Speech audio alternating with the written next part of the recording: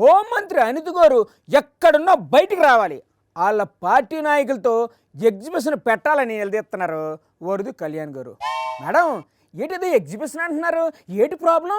అనిత గారు ఎందుకు స్పందించట్లేదు, ఎక్కడ దాక్కున్నారు అన్నట్టు ఆ మహిళ మీద దాడి చేసిన అతను ఆ తెలుగుదేశం పార్టీ కార్యకర్త అంట కదా. తెలుగుదేశం పార్టీ కార్యకర్త అయితే మీరు స్పందించరా? అలా ఎలా స్పందిస్తారండి, అతను వాళ్ళ పార్టీ నాయకుడు కదా. అసలు మీరు ఎక్కడ దాక్కున్నారు? అరే మాటి మాటికి ఎక్కడ దాక్కున్నారు అని అడుగుతారేటండి.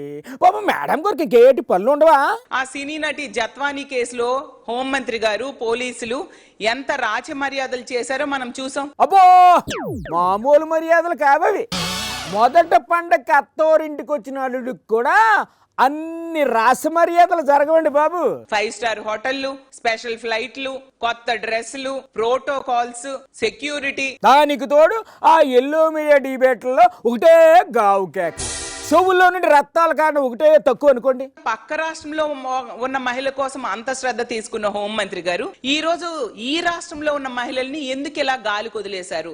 ఏమో మాకేటి తెలుసు. హోంమంత్రి గారు అయితే గతంలో చూసాం. ఏమన్నారండి గతంలో హోంమంత్రి గారు? నేరస్తులంట ఎగ్జిబిట్ చేస్తాం మేము అని చెప్పారు. అవును మేడం, ఎవరిని వదిలిపెట్టం అని వార్నింగ్ కూడా ఇచ్చారు. మరి ఈ నీచుడు ఒక మహిళని వివస్త్రం చేసి దాడి చేశాడు, అయితే మరి అతన్ని ఎందుకు ఎగ్జిబిట్ చేయట్లేదు? ఆ ఎగ్జిబిషన్ రూలు ఆ పార్టీ వాళ్ళకి వర్తించదు.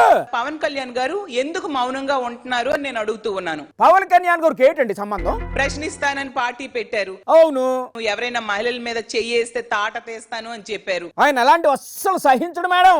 తాట తీసుకెంత కూకోబెడేస్తాడు. పవన్ కళ్యాణ్ గారు అధికారంలోకి వచ్చాక బలమైన చట్టాలని తీసుకొస్తామన్నారు. చాలా బలంగా ఉండే బలమైన చట్టాలు తీసుకొస్తానన్నాడు. ఏది బలమైన చట్టాలు ఎక్కడున్నాయని నేను అడుగుతూ ఉన్నాను. ఏంటి బలమైన చట్టాలు రావాలంటే అంత ఈజీ అనుకుంటున్నారా? చాలా బలం కావాలి.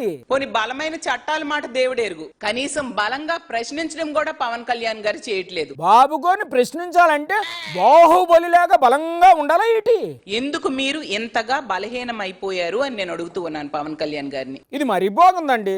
ఓ మంత్రిని వదిలేసి పవన్ కళ్యాణ్ నిలదీస్తారంటే మాట్లాడితే ఏంటి ఆయన అసలు ప్రశాంతంగా ఉన్నవరా మీరు?